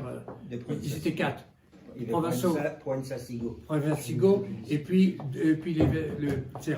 Bon, là, il nous donne tous les documents donc, du Concile. Sur donc, ce recueil de documents du Cetus pour servir à l'histoire du Concile Vatican II. C'est pas très cher. 60 €. Très cher. Oui. Quand on sait les conséquences. Moi, il me l'a envoyé parce que, bon, bref. Il y a aussi toutes les propositions de Monseigneur Lefebvre, etc. Ils ont édité à peu Il y a près, tout. C'est très... Ah ben non, il y a le petit livre, oui. Le Le petit petit livre, oui, livre, d'accord. C'est très intéressant aussi. C'est toujours Philippe Roy qui l'a sorti. Oui. Ah oui. Bon, c'est un très bon ami. Bon, bref. Et alors, celui que j'ai donné ma bibliothèque. Bon, pour vous dire. Et là, je vais m'y plonger, quoi, très sérieusement. Bon, il y a tous les textes en latin, les textes en italien, bon, les traductions, etc. Donc, il y a à peu près 300 pages à lire, plus sur les 1500, plus 1600, je ne sais plus quoi, etc. 1600. Bon, et puis il y a des... Bon, bref, des choses... Bon, ça veut dire que les choses commencent à sortir. On commence à sortir aussi. Vous avez vu que la Vierge d'Amsterdam, la dame de tous les peuples, l'Église est obligée de reconnaître que ce n'est pas de Dieu. Bon, Medjugorje, c'est fini. Marthe Robin, c'est fini, etc. Il y a des quantités de choses qui s'éclairent. La justice de Dieu arrive. Et c'est pas fini. Et vous allez en voir d'autres, etc. Nous, on a plusieurs trucs actuellement, bon, sur les réseaux franquistes dans Rome, sur, par exemple, la fausse conversion de Drac, avec la fameuse cabale chrétienne. La cabale chrétienne, ça n'a jamais existé. C'est une invention de Drac. Et le docteur, comment il s'appelle déjà, qui a écrit un livre sur Drac et la cabale chrétienne, il a fait un montage complètement faux. Il parle de Drac, tout d'un coup il parle donc des pères de l'Église, etc., mais il n'y a aucun rapport. Et puis il continue, ben voilà, la cabale chrétienne, c'est quelque chose, la cabale chrétienne, ça n'a jamais existé, etc. Aucun père de l'Église n'en a parlé, etc. Bon, donc il y a des quantités de vérités qui sortent un peu partout, c'est pas fini. Alors, quand, bon, il commence à y avoir, il faut relire Le Rhin se jette dans le Tibre. Alors j'ai mis tous ces livres-là disponibles sur mon site des Amis du Christ Roi de France. Il y a marqué à gauche une bibliothèque, c'est par ordre alphabétique, vous allez sur les livres, et vous lisez, c'est gratuit, et puis vous faites votre opinion, c'est des textes. Moi, je ne fonctionne qu'avec des textes. J'ai quelques idées personnelles, mais toujours appuyé sur les textes. Bon, vous avez un livre essentiel de Dorman, L'étrange théologie Jean-Paul II. Bon, Dorman, c'est un type éminent, donc professeur d'université, donc un prêtre, etc., qui a écrit ça, etc., et qui montre que donc Jean-Paul II n'est pas catholique. Clair et net, mais alors...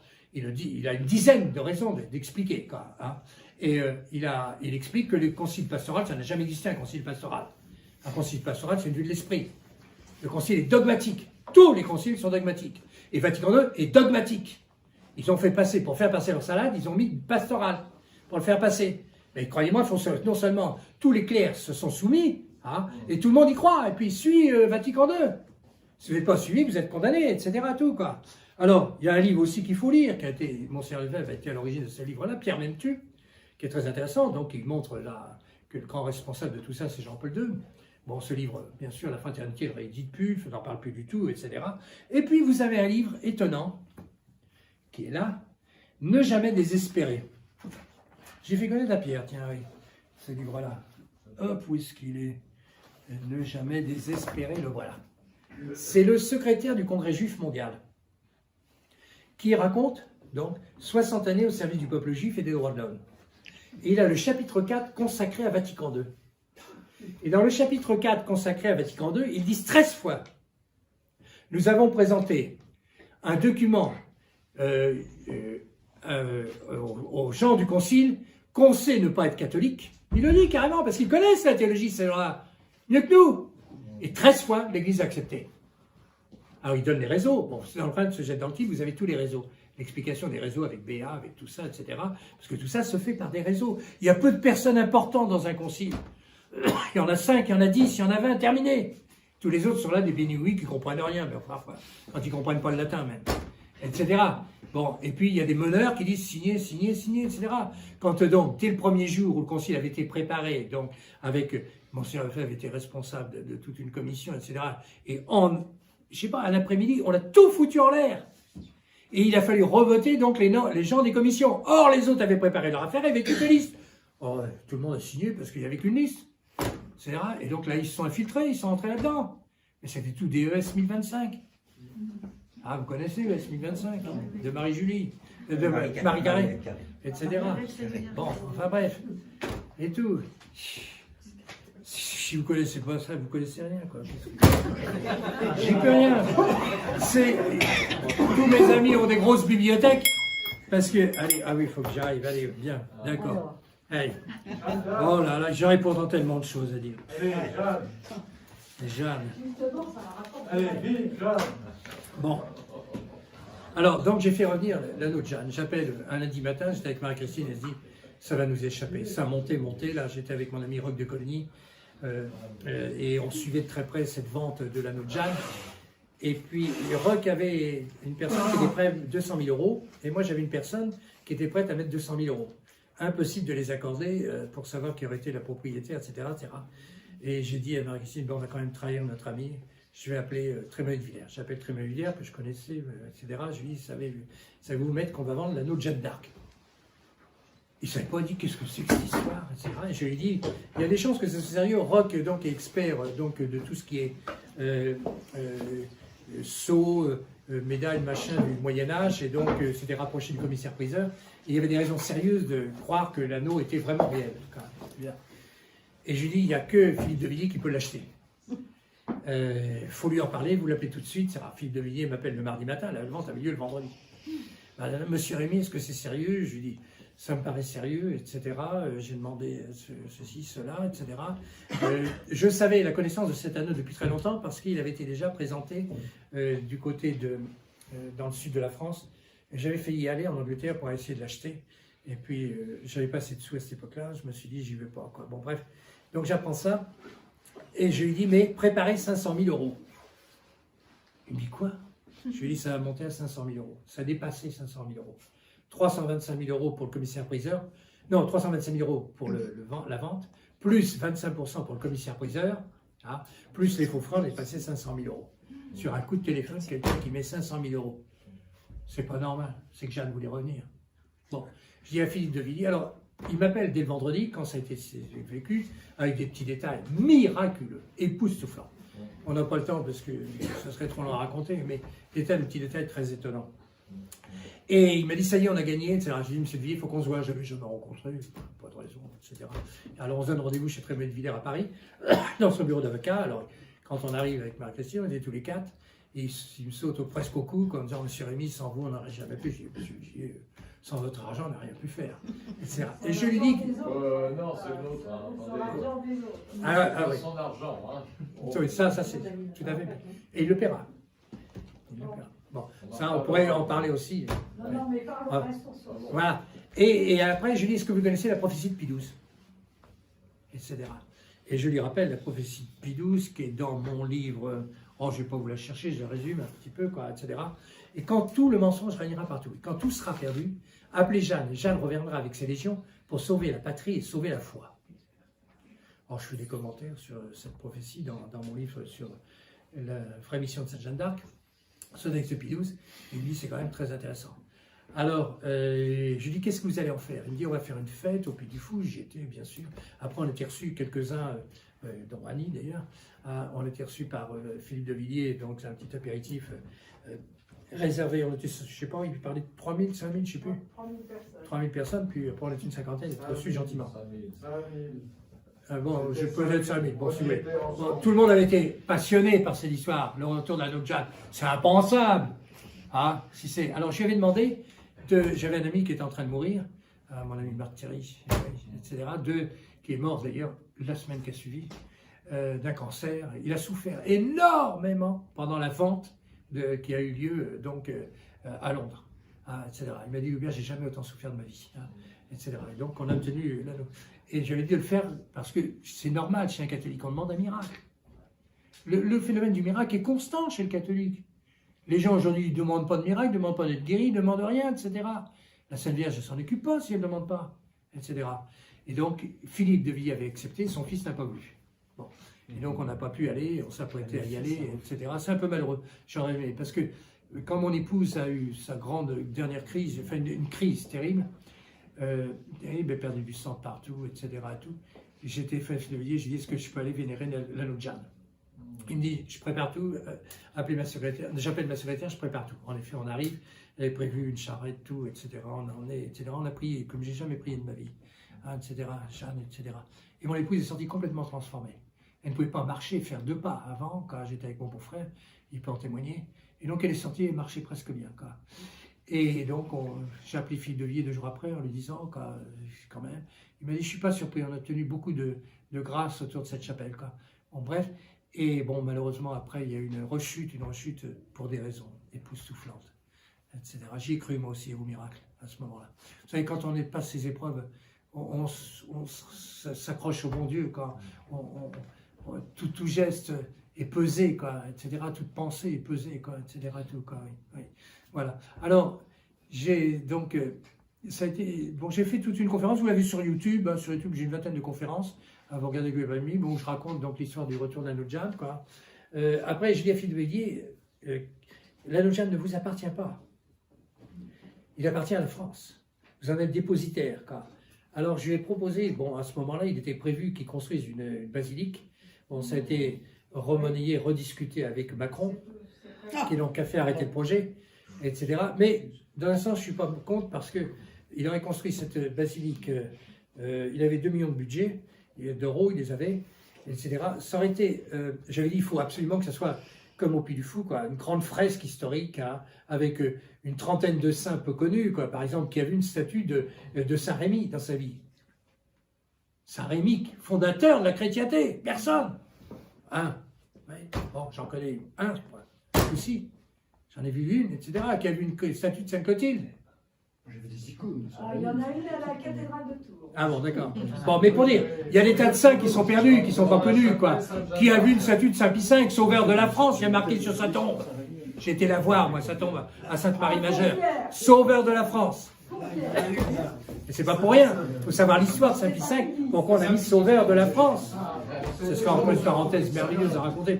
J'ai 50 parenthèses à vous faire, mais presque à chaque fois 1 heure. Alors. Bon, bref. Et alors, donc, il a arrêté le projet, etc. Mais je ne suis pas mécontent parce que ça aurait été du temps de l'Église conciliaire. L'Église conciliaire va disparaître intégralement. Bon, ça va être... Bon, nous avons la même secte des pharisiens qui a donc tué notre Seigneur, aujourd'hui au pouvoir à l'échelon mondial. C'est la même secte des pharisiens. Bien. Bon. Toute la passion de notre Seigneur, comme je l'explique dans mon livre, là, sur la passion, etc., c'est pour déshonorer notre Seigneur Jésus-Christ. Heure par heure, ça dure 13 heures, heure par heure, c'est pour déshonorer. Et au pied de la croix, il n'y a plus personne. Voilà. Tous ont perdu la foi, tous savent que Jésus n'est plus le Messie. Voilà.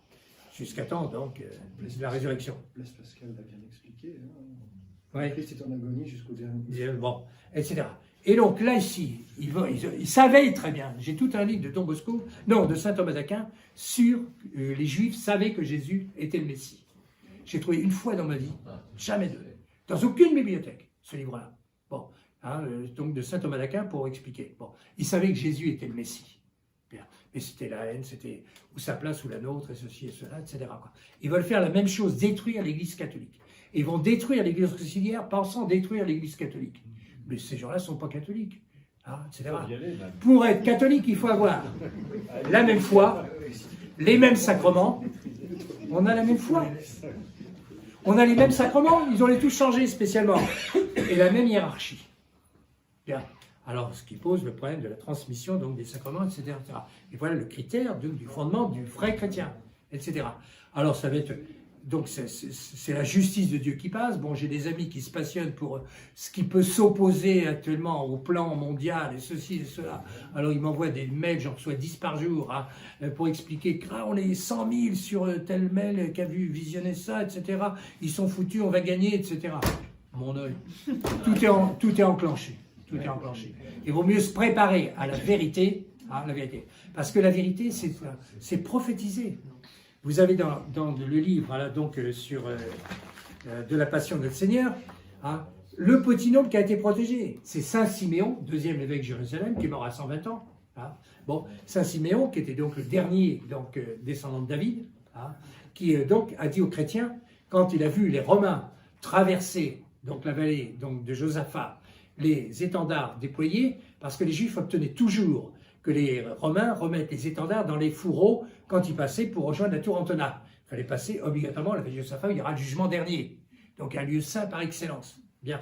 Et là, Titus a dit, allez, vous nous emmerdez, on passe, etc. Alors Saint Siméon a dit, l'abomination de la désolation dans le lieu saint. Cette formule est très importante. Dans le lieu saint, vous avez deux objets importants.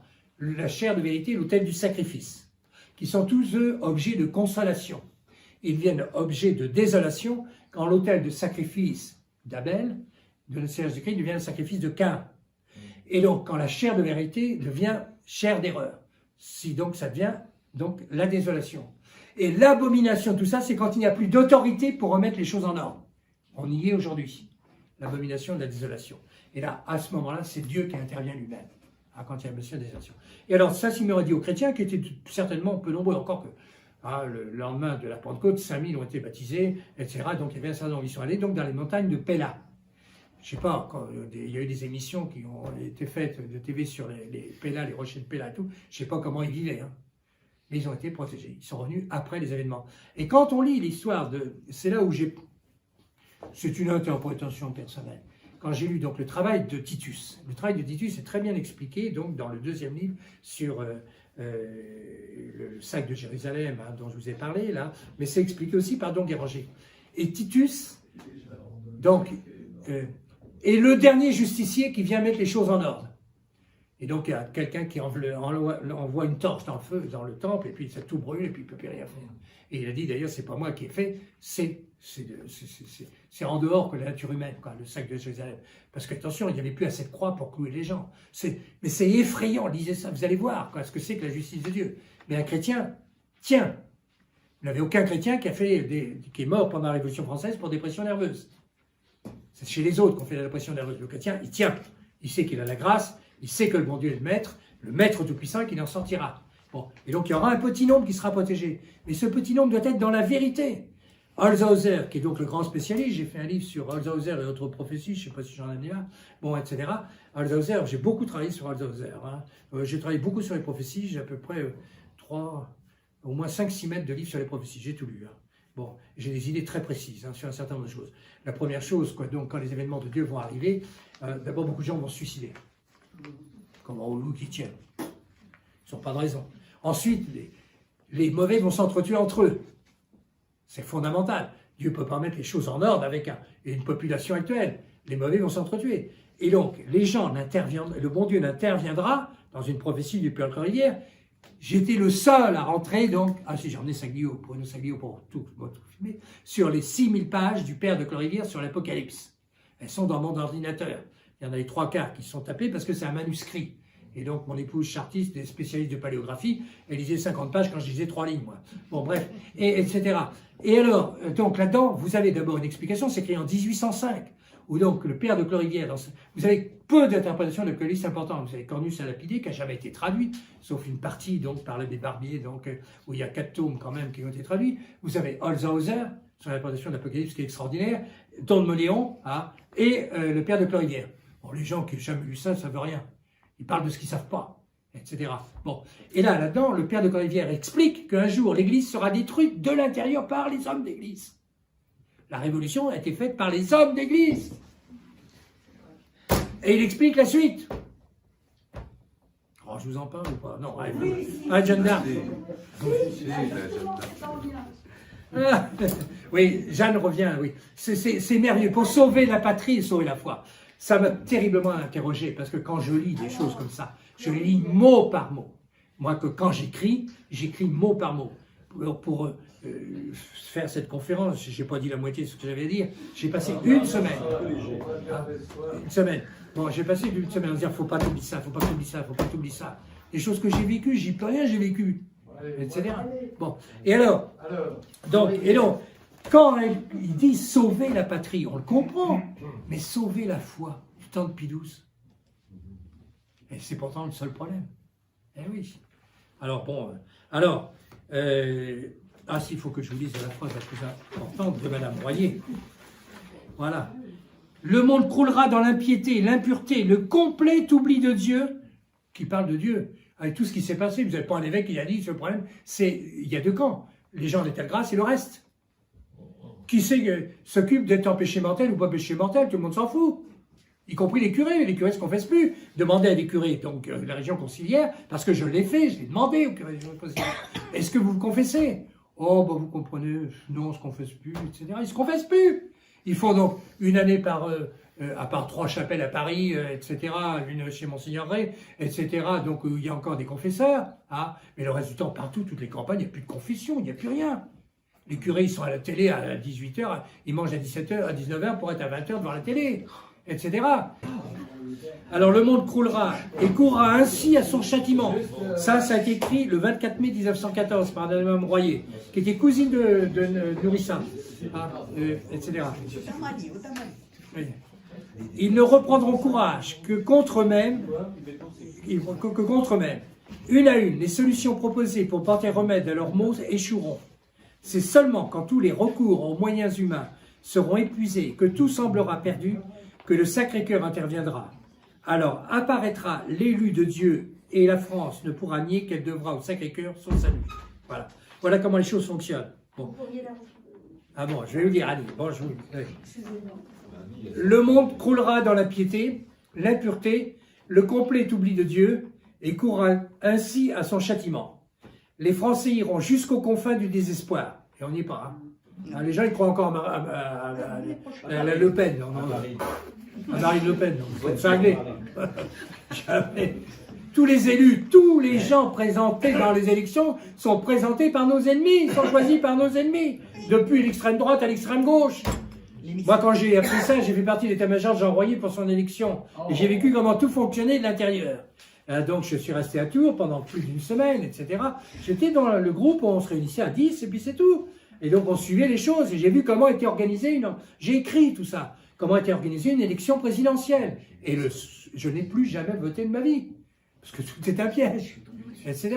J'avais, tous les soirs, c'était ma mission d'appeler soit Messmer, qui était Premier ministre, soit Chirac, qui était ministre de l'Intérieur, pour avoir donc les sondages des renseignements généraux jour par jour. Et donc, on avait les renseignements généraux, les résultats, et après, on avait les renseignements qui étaient donnés par les instituts de sondage. Et donc, Jean Royer était parti à 12%, et il lui fallait 19% plus une voix, parce que ça obligeait à Giscard d'avoir 19% moins une voix à la fin du premier tour. Et donc, quand il était à 12, il n'était pas irraisonnable qu'il monte. Et quand j'ai fait ce calcul devant Jean Royer, il y avait un énarque qui était là, qui tout de suite était foncé au Télex, parce qu'à l'époque, il y avait que le Télex, tout de suite a foncé au Télex pour dire Jean Royer peut être élu. Et à ce moment-là, le ministère de l'Intérieur, parce que j'ai vécu ça à l'intérieur, a payé tous les soirs, jour par jour, 200 grossistes pour se foutre en l'air donc la candidature Royer. Les télévisions avaient ordre de n'enregistrer que lorsqu'il parlait d'avortement et avec des vues en contre-plongée. Il paraissait un Savonarole. Et le dimanche, à la fin du premier tour, il avait une vue tout à fait normale et répétait donc 3%, Jean Royer 3%, il a fini à 3%. C'est-à-dire, tout ça, c'est une manipulation complète, tenue par l'ennemi, etc. Le père de Clerivière dit « Dieu n'interviendra que lorsque les gens seront dans la rue à crier au ciel la solution de Dieu. » La solution de Dieu, il veut régner sur la France et par la France sur le monde. C'est donc ce qu'enseigne le cardinal Pie, Monseigneur de la Suze et Saint-Pédis. Hein, il veut régner sur la France et par la France sur le monde, et personne ne l'enseigne aujourd'hui. Alors il faudra qu'il y ait quelques gens qui l'enseigneront. Il faudra crier au ciel dans la rue. C'est comme le cri du Seigneur sur la croix. Il ouvre le paradis en criant. Et là, le film de Mel Gibson, un petit truc de rien du tout, il n'a rien compris là, sur ce passage-là. mais etc. Tout ce qui est de Dieu, c'est grandiose. Parce que c'est une chose importante, ouvrir le ciel, enfin, ça fait déjà 4000 ans qu'il y a des gens attendent. Il y a un de ces bouchons. Ah oui. Et pensez-vous de Sacré-Cœur par rapport à Claire Ferchaud?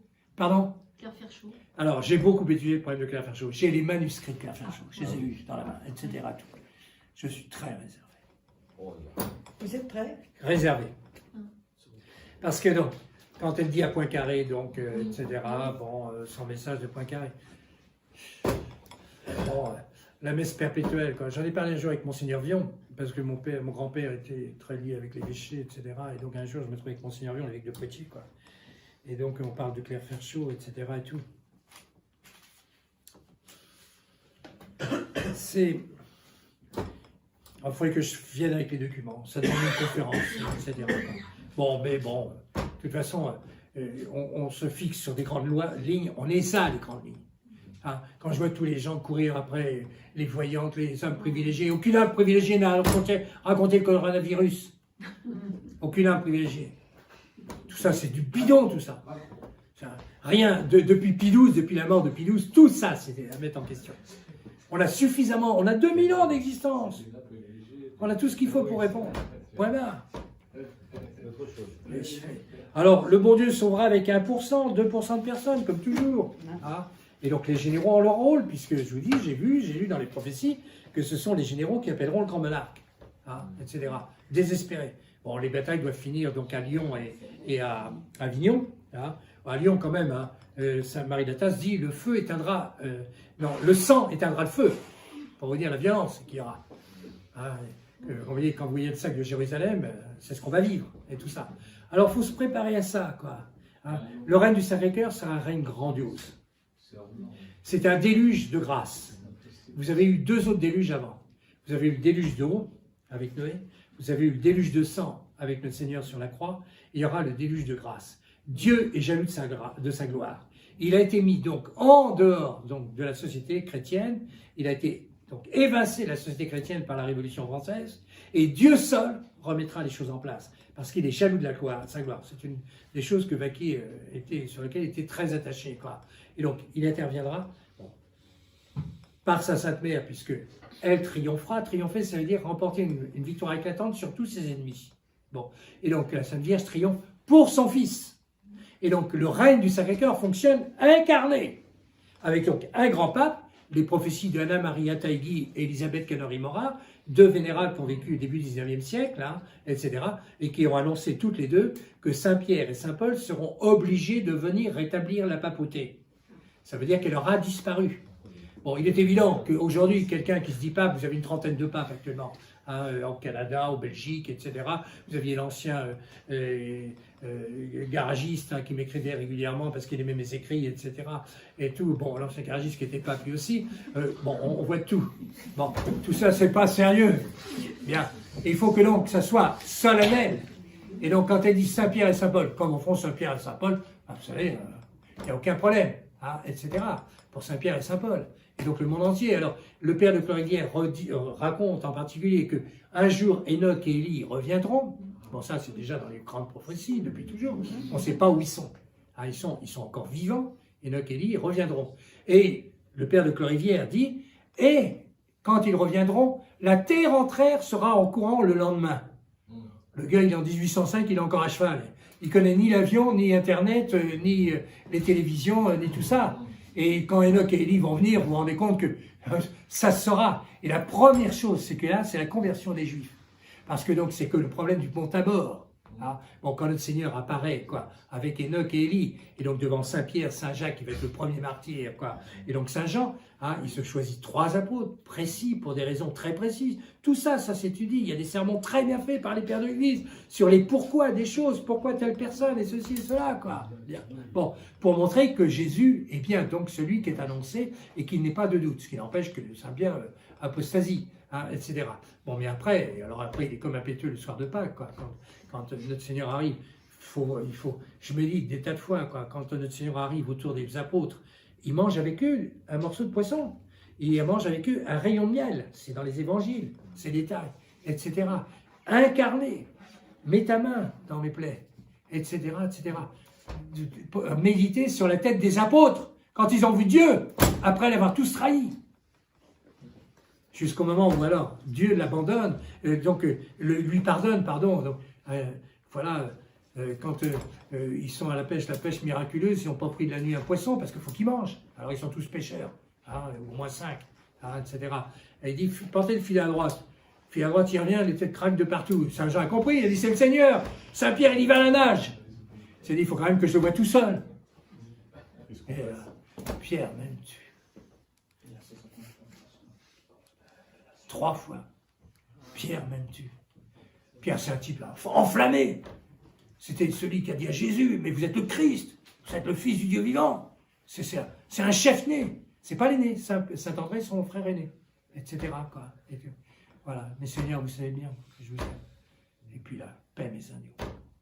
Il faut être dans le plan de Dieu. Le bon Dieu nous pardonnera tout si nous savons nous confesser, si nous savons vivre en chrétien après. Si quelqu'un m'aime, il garde mes commandements, tout le reste c'est du pipeau. Et mon Père l'aimera, et nous l'aimerons, et nous viendrons à lui, nous ferons en lui notre demeure. Alors voilà, bon, allez, je vous ai fait un court catéchisme. Voilà, Dieu premier servi. Là, c'est le grand message de Jeanne. Là, voilà. Bon, après, le procès de Pie XII, Reine du Sacré-Cœur, Triomphe de Marie. Voilà. Et oui. Ah, voilà. Et on va finir par un Salve Regina. C'est une prière terrible.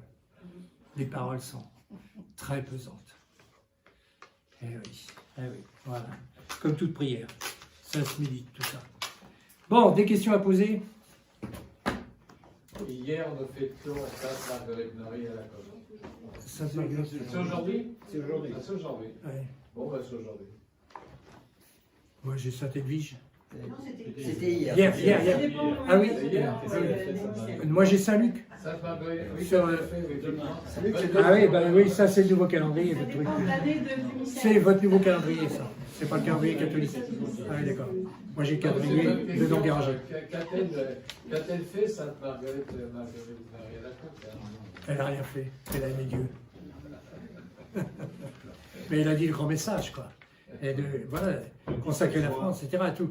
Alors, Louis XVI fera donc une consécration, mais c'est trop tard, quoi, et tout. Lui, on est sûr que Louis XIV a connu le message. Il a été déformé, donc il a été découragé par les jésuites.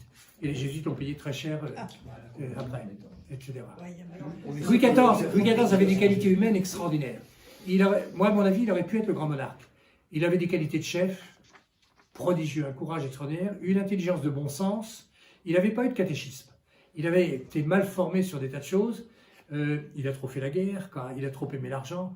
La gloire de Versailles, c'est pas la gloire de Dieu, comme Saint Louis avec la Sainte Chapelle. Et donc, il a travaillé pour sa gloire, et donc il a été châtié par Dieu 100 ans après. Les Bourbons, hein. Le problème des Bourbons, c'est un problème très grave, d'une façon générale. Il y en a qu'un qui tient la route, c'est Louis XIII. Voilà. Et Louis XVI qui donc sauve par son martyr, sauve, etc. Mais le gouvernement de Louis XVI, c'est dramatique, quoi, etc. Le roi, j'ai le livre ici, hein, le sacre des rois de France. Il faut méditer ce que c'est qu'un sacre, toutes les paroles du sacre. Je fais quelques commentaires en bas de page, etc., pour montrer l'importance.